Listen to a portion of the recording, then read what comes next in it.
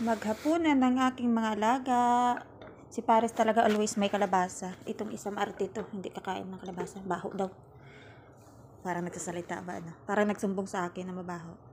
Pero niya talaga gusto yung amoy ng ng kalabasa.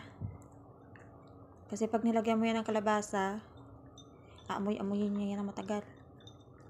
Pero minsan kumakain din siya pag trip niya lang. Pero mas ko na lang na hindi lalagyan kasi sayang lang din. Si Pares lang din yung kakain.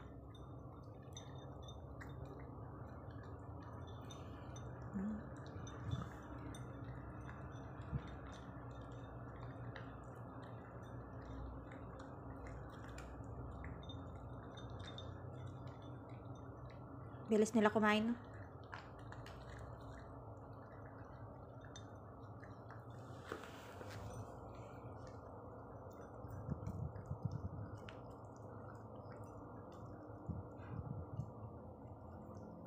Darararan.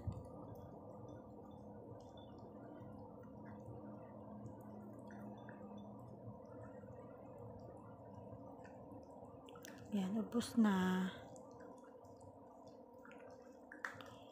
Good girls.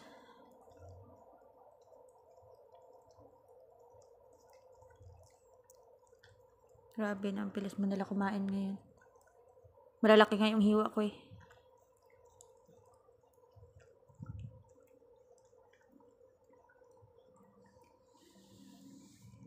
Mukhang madungis si Paris eh. Mukhang madungis si Paris. Bus na? Bus na?